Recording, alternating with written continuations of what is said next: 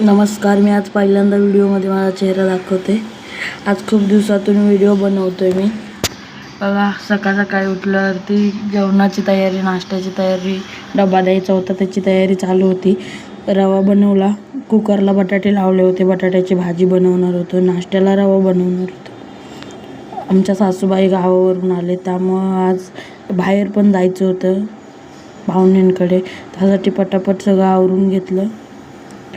रवा मी भाजतो, नंतर त्याच्यात वरून पाणी ओततो. पाण्यात रवा नाही टाकत मी, रव्यात वरून पाणी टाकतो. हे बघा, असं मस्तपैकी साखर वगैरे अगोदरच त्यात मी ॲड केली होती. नंतर रवा वगैरे बनवून झाला. पटपट एकतर कामं आवरायची होती माझी, त्यामुळं पटपट मी आवरत होतो सगळं. हे बघा, असं बनवलेलं मी रवा बनवून झाला. पटकन बटाटे सोलून वगैरे ठेवले, तोपर्यंत रवा होईपर्यंत बटाट्याची भाजी बनवली. भाजीसाठी बघा सगळं सामान तयार करून घेतलेलं साहित्य. टोपात कढीपत्ता, तेल, राई, जिरे, कांदा, मिरची, लसूणची फोडणी हे सगळं दिलं. नंतर त्याच्यातच हळद ॲड केली थोडी. कांदा जरा हळद ॲड करून भाजून घेतला चांगला. त्याच्यात उकडलेले बटाटे टाकून घेतले, ते पण मिक्स केलं. एक बटाटा जास्तच शिजलेला, जास्त शिट्ट्या केली. त्याच्यानंतर आम्ही बाहेर निघालेलो. हे बघा, मस्तपैकी असे येडे जाळे करायला आवडतं. बाहेर निघालो, कोपर खैरनाला जाणार होतो पाहुण्यांकडे, कारण की आई गावावरून आलेली, त्यांना तिकडे न्यायचं होतं.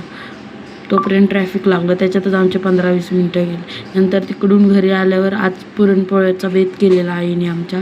आईनं मी बोललो मला पाहिजे, बनवाल का? तर आई बोलले चल मग बनवू. मग आईने पोळ्या बनवून दिल्या मला आज. हे बघा कशा बनवत आहेत, पिठावरच्या पोळ्या.